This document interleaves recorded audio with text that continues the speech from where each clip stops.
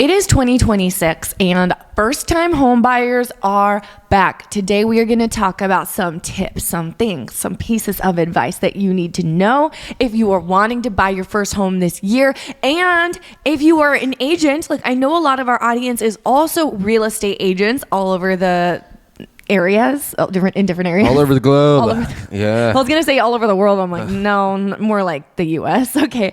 But anyway, real estate agents all over. If you are a fellow agent, okay, these are things you want to know. I talk to real estate agents on a daily basis because of the brokerage I'm with Real Broker. It is a privilege I'm so grateful to get to do. And a lot of these agents I talk to are brand new agents and they want to know these things regarding first-time buyers because they want to give this advice to their buyers. So whether you are an agent watching from that perspective of, I need to know this stuff to know how to talk to my clients, what advice to give my clients, or if you are a buyer, this episode's for all of you, all y'all. And is it geared towards first-time home buyers? That kind of first-time home buyer tips. Like, what are some things you need to know if you're going to buy a house as a first-time buyer this year? It's been a minute since we've done a first-time buyer episode. Yeah, so which it's geared is toward first-time buyers. I think it's really key. It's critical. Yeah. There's going to be a lot of first-time home buyers re-entering the market. I feel like there's been a lot of people. Maybe you came across this video because of the search title, first-time home buyer. Yeah. This is really good for you to know because you've probably been pushed off to the sidelines over the last, year and a half, 2 years, even 3 years. I know doing business when it was 7% interest rates, that was hard. That was really, really tough. Yeah. Now what's cool is once interest rates are in the mid fives, you always get a refinance if you bought back in, those 7% interest rate eras. Yeah. But I mean, the home prices themselves haven't really changed dramatically. I know gas prices always change, right? So $2 a gallon versus $5 a gallon, you do the math. That's a lot of differences in the in the monthly average in your gas bill. Yeah. Now, home sale prices, we always say to invest in real estate because it is an asset. It is an asset that appreciates year over year.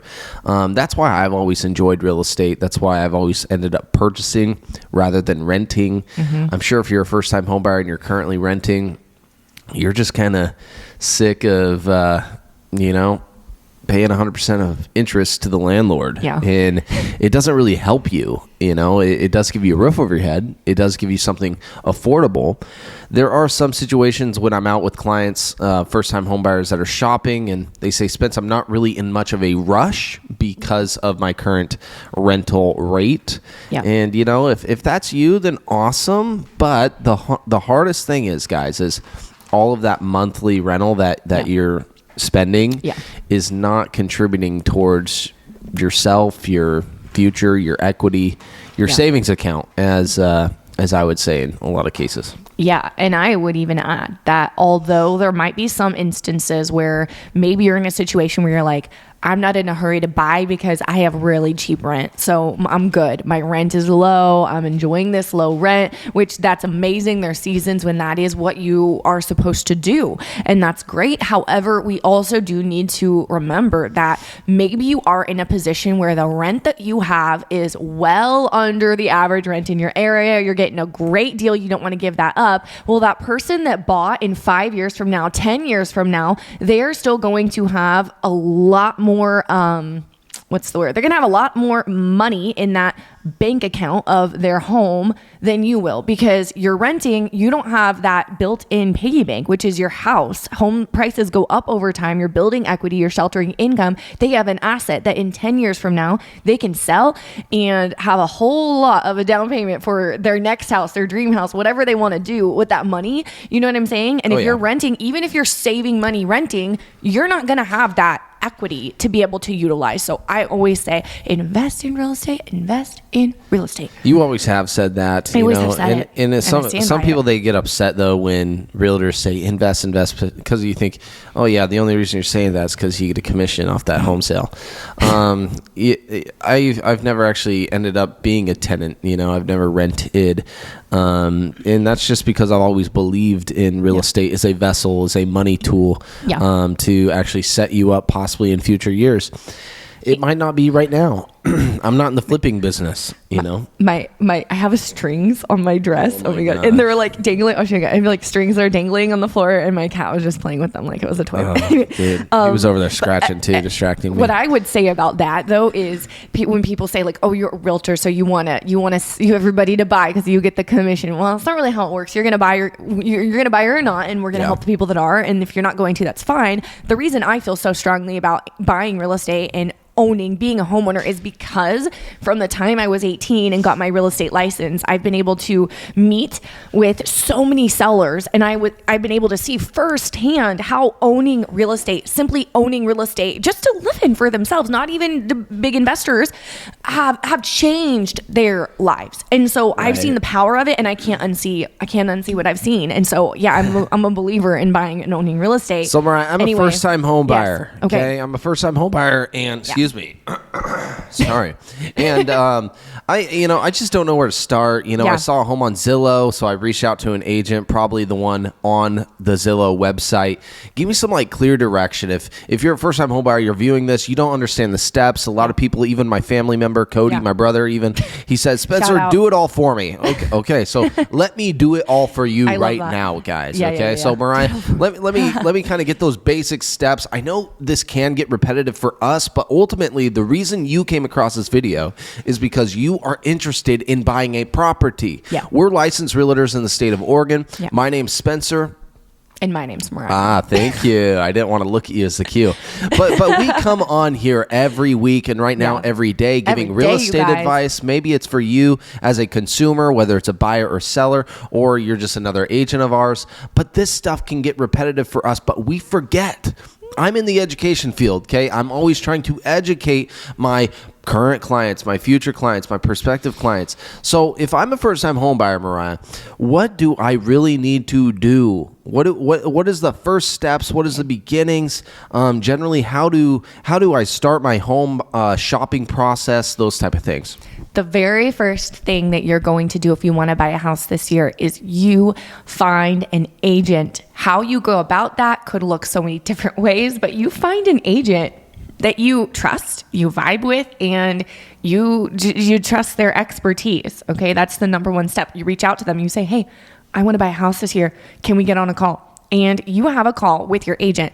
And on that call, it's going to be a pretty chill. I call it a buyer consultation, which sounds like this big, like, consultation. It's not. It can literally be, sometimes it's an hour, but it can literally be a 10-minute phone call if that's what you want. It is not this big daunting crazy thing. I don't have to tell you every single thing there is to know, but basically just to hear a little bit more about you and your timeline and what you're looking for so we know how we can best serve you. It's very chill. If you want more advice and input on the buying process, if you want us to walk through it a little bit, of course we'll do that on this call. But from there, we will point you to a solid lender. Some buyers are going to already have a lender they want to work with that they trust. If so, that's okay. But if you do not have one, it is a great idea to trust the lender that your realtor sends you to. And if you're a realtor, it's a great idea to find a lender. It's okay if it takes you a while. It took me probably like 5 years in the business, consistently doing deals year round, full time, before I found a lender that I was like, this is the guy. He's I don't want to say better than all the others, but you know what I mean? Like he stood out amongst the other lenders and did a better job that I felt, and better communication with clients, just like did an amazing job, and was the one that I was like, okay, I'm going to send all my clients to you. No, your realtor does not get any sort of kickback, referral fee, business from their lender. There is nothing in it for your agent for sending you to the lender that they send you to, besides the fact of knowing they trust them, they do a great job, they're going to get the deal closed. I've seen the wrong lender make things go sideways. And I would even say the lender you choose is more important than the realtor you choose, to be completely honest, in how things go in the transaction. So you can trust your realtor when they send you to a lender. That's going to be the next step though. You get on a call with your agent and they're going to, chit chat with you for a quick minute, and then they're going to pass you on to a lender. Do you have anything to add? I don't want to just keep talking forever and never give you a chance to say something. I actually set down my microphone. Okay. So I'll keep talking. Yeah, I wanted you to. Okay, so after give me your home buying process, because I feel like I do this so often. Yeah. For me, I'm like sitting back as the it? audience, and I'm hearing Mariah's perspective too. Anyway, so the next thing that happens after you chit chat with your agent. You get sent to a lender. You're going to chit chat with your lender. That's where the numbers come in. That's where your lender's going to be able to tell you. Does this cost me money, Mariah? It's free. Does it hurt my credit score, Mariah? No. Well, I'm scared of giving out my personal information, Mariah. Then don't buy a house and rent forever and don't build equity and to have fun. That's all I have to say. Okay, so you're gonna talk to your lender. Your lender is what? That was awesome. No, okay. Hey guys, on the topic of personal information, you don't have to actually do like full credit applications and stuff. What you can do is just make a lender phone call and just say, hey, I'm interested in the sales price. I make this type of income. Can you just sit me down on a quick consultation and let me know if this is affordable for me or not? Yeah. Now, if you want to pursue something further, you'll do a full application. It takes you probably 20 minutes. Boom. Next day, you're pre-qualified, pre-approved, and you can actually submit an offer on that house. Yes. Okay. Back to, what was I saying? Okay. Yeah. Back on track. So you talk to your lender. Your lender's going to go over numbers like, how much would I be able to afford? What would my monthly payment look like at this price? What are the different loan programs? Which one would be best for me? What do I need to put down at certain price points? All of that. Your lender's going to tell you all of the number things. And then you're going to go back to your realtor, let them know you had your conversation with your lender. And you're going to tell your realtor at this point what price range your lender gave you to stay in, what you feel comfortable staying in after talking and having that money conversation with the lender. Your realtor is then going to set you up on a property search. You're going to begin to get homes sent to you as soon as they come onto the market that fit what you're looking for, the description that you told your agent you want. And then, guys, this process is so simple. We don't need to complicate it. You are going to start seeing houses. You're going to tell your agent, this house came up, whether you found it or your agent sent it to you, whether you drove by it, you came across it on Zillow on your own, or your agent sent it to you. You're going to tell your agent, they're going to check on it, see if it's available, find out any needed info, make sure it's financeable, all of the things, and then set up a showing and show you. But Mariah, I found this house on my own on Zillow or Realtor.com. I just don't see your name attached to the listing. Is that allowed for you to show it to me? Yeah, and if we're working together, I actually have to show it to you because legally you can't just hop around anymore. Things have changed. If you're curious about what's changed, we just did an episode on buyer's agent commission and how that works now. You can find that on our channel. It's one of our most recent episodes. Go find it after this video and hear more about that. But yes, you don't just hop around for agents. You stick with one. Even if I've already reached out to 3 agents prior to you? Yes. Even if you've already reached out to 3 agents prior to me. Well, you once you start seeing houses with an agent, you sign a buyer's agent agreement and you stick with that agent. You're working with them. You got a fiduciary duty and you guys have a working relationship. Good. Okay. So what I'm clarifying though is a lot of buyers, they end up reaching out to like 5 different agents because there's 5 different homes they want to see. So then they lose track of who's who. Oh, yeah. And then each one of the 5 agents are contacting them constantly. Yeah. Then there's new buyers getting overwhelmed and like, oh my gosh, what do I do? And it's almost like you set yourself up for failure. So before you start doing that, guys, that's why you're here at this video. Okay. Only reach out to 1 agent. And by the way, a buyer's agent gets paid out of the seller's commission, guys.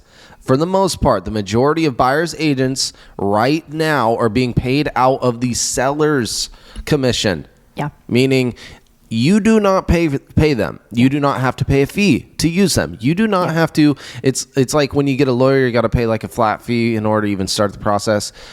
Buyer's agents work for free until a transaction closes, and the seller will pay their portion of the commission, okay? Yeah. So don't be afraid to reach out. But don't do it to like 5 agents because you're going to get very confused. Every agent might have a different lending team.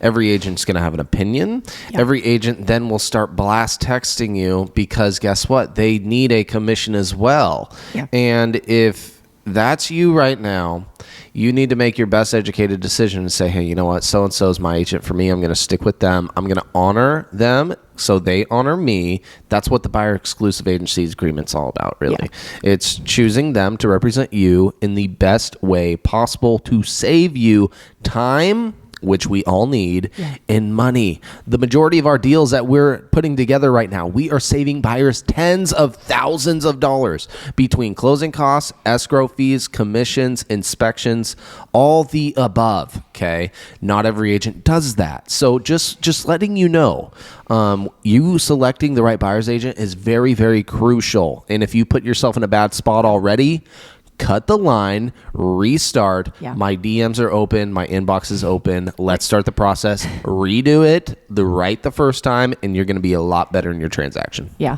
I recently did some house hunting in a market that is not my own. I did not end up buying, probably will not be buying here, at least in this point in time, like right now, maybe later, but not right now, probably. But anyway, I did some house hunting, and the way that I found my agent, I had 2 different agents that I was talking to, and I basically just had a conversation with both of these agents and talked to both agents, asked them both questions, got a good feel. They were both, honestly, I was really impressed with both of them. They both did a great job. Could have had a great experience working with both, but then kind of just went with my gut and whatever, when I vibed with whatever, that I would stick with moving forward consistently. So there's nothing wrong with having that initial conversation, not actually looking at houses, but actually having a conversation. You can call 2 different agents, and maybe whoever seems the most on it, whoever vibes with you the most, whoever you just feel like you trust the most, whatever that looks like for you, that's okay. However,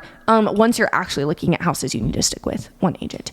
And okay, guys, there's something that I really feel like we need to talk about though. When it comes to first-time buyers, this is huge. This is important, and you need to know this. And this is first-time buyers. You do not need to know everything. And you feeling like you need to know everything can actually honestly hurt you, put you in a bad position, make you maybe fearful and not end up buying at all when maybe you should be buying and it would be a good idea to buy. Here's the thing. When you are buying a house for the first time, you are just not going to know. So if you have one of those personalities that like, maybe you're really analytical, you need to know all the details, detail oriented, you need to know everything there is to know. I'm just going to tell you up front, you are not going to know every single thing that there is to know about the buying process, about everything. Like, you are just not going to know. You are buying one house. You're not an agent. You're not selling, 20 houses a year or whatever. You are not going to know all the things. But here's the good news. You don't have to know. So while you should not be in the dark as a first-time buyer, you shouldn't feel like super confused or like, I have no idea what's going on. Just know your agent is here for a reason. Your agent is on the back end fighting for you, handling all the things for you. You don't need to know every single little detail. Your agent knows. Your agent is going to make sure everything that gets done needs to get done. Your agent's going to walk you through every part of the process. Your agent's going to guide you through the process and hold your hand through the process. But you don't have to, I guess what I'm trying to say is you don't have to feel like you have every single question there could ever be answered before you can move forward buying, because you're not a realtor. You're probably not going to have all those answers. So like, chill. And realize your agent that's written this contract for you. Maybe it's a beautiful contract. That sounds very political, but beautiful contract. Yeah, it's a beautiful contract. And the seller counters back something very minimal, and then like you kind of get turned off from it. But realize your agent that's been in this position 20 plus times already, just this 1 year, is telling you, guys, this is an incredible deal. We're saving you X amount of thousands in commissions, but also closing costs, and then also repairs, whatever it might be. Take the word of your agent in a lot of cases, especially if this is like that first time home buyer situation. You don't know any better, and we're in the market every day. If the sales price is right with you getting all of this free money, technically, that you're not having to pay out of pocket, that to me is huge. You got to take that advice, guys, and not second guess yourself. On my initial walkthroughs, when I'm definitely doing like first time homebuyer showings, I always say, guys, I don't want to talk about money right now. I don't want to talk about the deal you're wanting to create. I don't want to talk about an offer in the house. Okay, period. What I care about is, out of the 5 homes max that we put on our showing schedule today, do you see yourself living here? Do you see yourself growing a family if that's where you're at? Is it comfortable? Do you like the location? Is the condition all right for you? Are you going to have to put more repairs into it? Those type of things are all observational, and then feel. After the showings are complete, then we rediscuss and we say, okay, did any of these even work for you? If it's a yes, okay, why? Let's go through the steps of maybe this is the one we write an offer on. What are you thinking? And from there, ask your agent, hey, what do you think a good sales price would be to write an offer on it?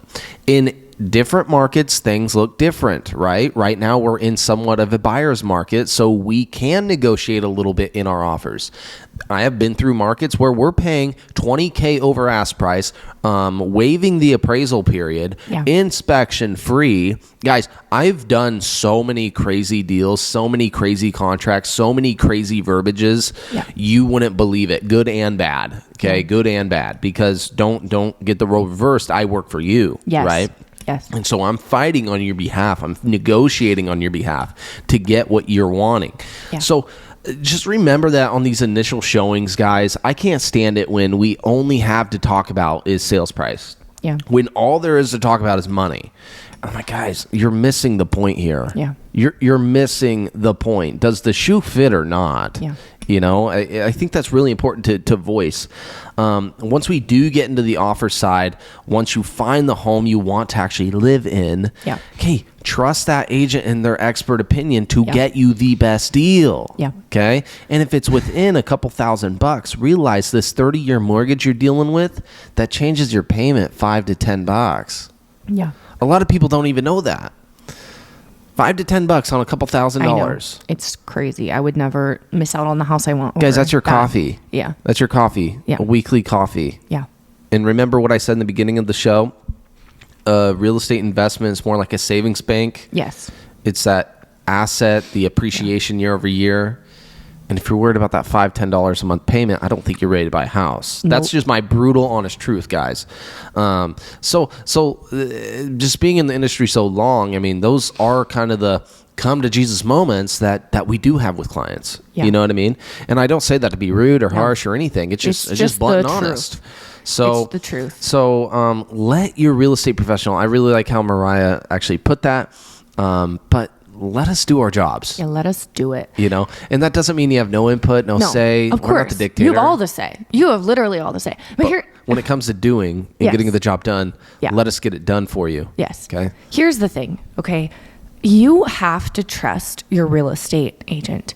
I cannot stand the perception that some people have of real estate agents where they think like, oh, if my agent is telling me to offer more on this house, it's because they just want to get the sale. They just want to make sure their offer gets accepted. Listen, you guys, if we were over here needing to tell clients, like twisting their legs to get them in, you know, like, oh, telling them this is a good deal, you should take it when it's not, like, I wouldn't be in the business. I'm sorry, but that is just not, I truly, the thing that matters to me is your best interest. I work for you and your interest is above mine as a real estate agent. And I'm sorry if there's been something that's happened that's made you not trust real estate agents, but you really have to drop that perception.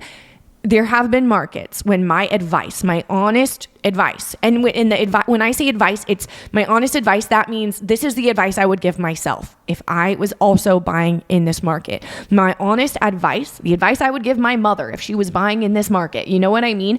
That would be, you guys need to offer $25,000 over ask price. You guys need to do that. Has been my honest advice because I know that's what it took in that market to get an offer accepted. If you want this house, I'm just telling you what it takes because I write offers all the time and I know what's getting accepted. If you want to just write offer after offer for 6 months and keep getting your heart broken because the house that you want is getting an offer accepted by someone else, then you write whatever you want. But my professional advice is this, and I'm not giving that because I want an accepted offer for myself. I care about you guys and I want your best interest in mind. And if I was going to write an offer on this house and I actually wanted it accepted, that's what I would do. Versus other markets where, like right now, I just gave a client advice to ask for $15,000 of their closing costs to be paid for by the seller. I told them basically, in essence, let's write an offer $15,000 under ask price. I told them that because I know the market. I know what's going on. I'm constantly writing offers in houses, seeing what's happening. I know what will maybe get accepted, and I have their best interest in mind. So we are over here as advisors giving you advice based off of what we're seeing, and you should trust the agents that are in houses on a consistent basis, writing offers on a consistent basis versus your uncle who maybe buys one house a year and as an investor, one house a year, okay, versus the agents that are selling as full-time living. And this person that's saying this is overpriced, don't trust your agent. If you can't trust your agent, find a new agent that you can trust, because I'm telling you, your agent should have your best interest in mind. Your interest is above theirs. I've been on a long rant about this, but last thing I'll say is for just to like paint the picture really clearly, if I have to give up a significant part of my commission to save a deal, to get an offer accepted for you, to keep an offer in escrow during inspections, I will gladly do that. And I'm sorry, but that's how I run my business. And so if you can't trust your agent, find a new agent. That's all I have to say. Or stop having trust issues and listening to what people say that are negative about real estate agents. And yeah, anyway, okay. Yeah. My rant's over. Yeah, the ranting. I think today's a lot of ranting. But I know that first time home ownership is a very exciting, beautiful process. And if there's any way I can help with that, that's kind of my main focus and goal in these transactions, especially. Yeah. And I just want to help guide my clients to the escrow table. There's nothing better than taking that picture with them once the home closes, first time home buyer keys. I get to meet them at the property, and they have their first home. Maybe they're newlyweds. Maybe they just got out of a recent lifestyle situation, and now they're just really wanting their own place finally. There's been so many home ownership key transfers that I've just gotten to be a part of over the last 8 years. And like Mariah did mention, though, like we've definitely done a lot to help people, and in doing this, we've made less income in a lot of ways. I mean, we've reduced commissions substantially at times just to really get that right situation happen. It's not that we can do that on every deal, but it's just a very, very important piece to why Mariah and I are in business, and that's to get people a home. You know, and to keep this industry at a professional standard, because I've always believed that real estate is the service industry, and it's not necessarily like the sales side. I'm bringing a service to maintain a sale, but at the end of the day, this house could be one of the biggest purchases you make in your life. And when we're making these type of purchases, we always want you to feel comfortable. We always want to guide you. We always want to send you to the right vendors. That's why it's really important that I have a good vendors list, all the way from your inspector to the closing table, meaning your escrow agent. It's just something that's going to make it a smooth process, because I've been a part of transactions, very, very lazy transactions, when you're dealing with other agents. And you realize who the good ones are and who the bad ones are. And it can really make your life a nightmare when you're dealing with the wrong vendors, the wrong people, the wrong agent, the wrong escrow team. It's so true. Holy smokes, man. Oh my gosh. It's so true. And I cannot stress enough the fact that the team that we have in place of vendors, escrow agents, inspectors, lenders, the people that we refer you to, we do not get a penny for referring them to you. We don't get anything for it, but knowing that you are in good hands. And the only reason we refer our buyers to these vendors is because we've worked with so many different vendors until we found the ones that were like, excellent job, over the top. They're getting our 100% of our clients, because we want our clients to be taken care of, and we use them personally when we do real estate transactions for ourselves. So that's just, trust your realtors. You can use whoever you want, but they send them to who they send you to for a reason. So being a first-time home buyer, one of the most important parts of the home purchase journey is what type of loan program are you going to be using? And when we set you up with a lender, the goal is to set you up with the right loan program as well for the particular house you're looking to purchase. In Oregon, there's so many great programs, and every lending office has different programs as well. Some offices sell to a third party after the home loan funds. It's one of those things where your lending team really does hold a big, major importance to this real estate transaction. Yeah. I'm dealing with clients right now, and they don't have a lot of cash. They just don't have a lot. And to me, it sounds very wild, very funny, but ultimately there's a reason why these lending programs exist. You can buy a house with almost zero money out of pocket. I've actually talked with the lending team recently over the last month where he's put deals together where people have actually received money back. They've received money back for buying a house, which is absolutely incredible. They have zero down VA home loans. They have zero down first-time homebuyer programs. They have zero down USDA home loans. There's just a really, really good option to choose from. And right now, I believe a new bill has passed, a new law has passed as well, to where there is a particular home loan program to where if you are having financial, not struggle, but like income representation. So like, for instance, realtors, business owners, we're not paid normally on W-2, okay? We're on 1099. So a lot of times it's commission-based. Well, there's inconsistencies in your monthly income, right? Yep. So that's one of the struggles that lending teams sometimes have with particular clients when they get into a thing called underwriting. And what's really cool is there's loan programs out there now that what I've been hearing of, they just go off of a bank statement. They go off the financial statement right there. And then it's actually like a home loan 30, 45 days later. Now, I would do more research on that. I haven't particularly used that loan program. I need to do more due diligence on it, but they are out there is my point, okay? And I just believe that the economy, the politicians, the state groups, we want the housing market to become more affordable, okay? We do. And right now, it has been unaffordable. Okay, especially when those interest rates were 6.5% or higher. Now we're looking at just below 6%. I love seeing fives no matter what. My first home loan was 5.75. The only difference is home prices are a little bit higher now. Okay, a little bit higher.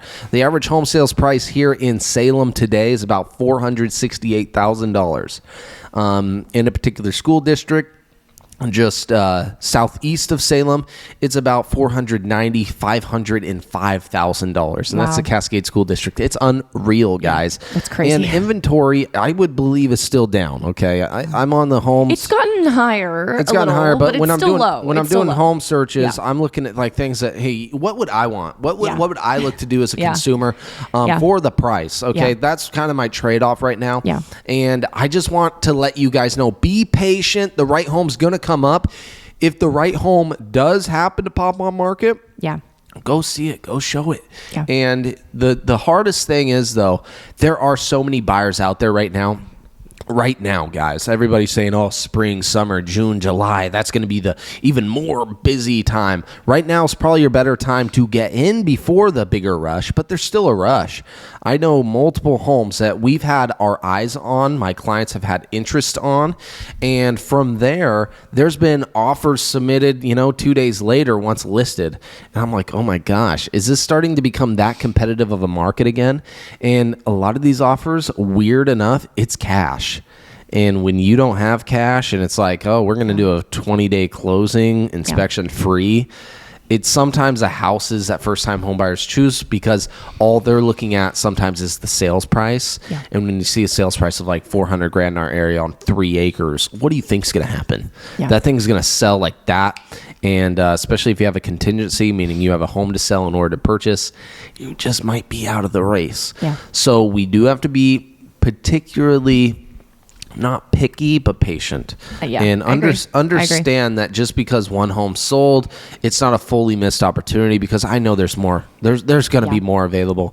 There's definitely going to be. I think it's going to be a great seller's market in the upcoming 4 or 5 months. I absolutely agree. I'm excited to, I'm ready. I'm here. I'm ready to be here. I'm excited to be here. I'm excited to be working with our clients still while we're here, but I'm also ready to when we do get home, excited to get home and at least be home for spring, the rest of spring and summer. And then whatever happens after that happens. But I'm excited to be home for that time and sell a bunch of houses. I feel like it's going to be an excellent market. So where can buyers find us? Where can buyers find us if they want to work with us? Where can agents find us if they want to work with us? Okay. Let us know. Hey, honestly, I love it when people come through my website, www.vettrus, that's VETTRUS, CrawfordRealty.com. That is Vettrus. CrawfordRealty.com. Don't you forget that. You can always Google that, because what's cool is you can actually create a login, a profile, then it sends us an alert. Yeah. Talk to our AI assistant, Anna. She is great to work with. And then you can actually set yourself on property searches as well without even needing that first initial phone consult, because it alerts me right away. And I get your full name, email, phone. And I'm really good at when a new lead comes in, I'm usually sending a text right away because it notifies my phone on my personal device. So that's the easiest way to reach us. Mariah, she can probably send an email in the comments below or something like that. Yep, I'll put our email. But whether you're an agent or a buyer, I want to represent you in some way, give you some type of information to make you more successful in the buying process or as a realtor. Yeah. So let us know where you're at. And if you have any comments on this video, drop it. We'd love to hear your feedback. Love to hear and know what your guys' thoughts are. So there we are. If you guys have any questions or video topics, episode topics you want us to cover, also email us or let us know in the comments. And then so we would love to hear from you guys, and we'll see you guys very soon.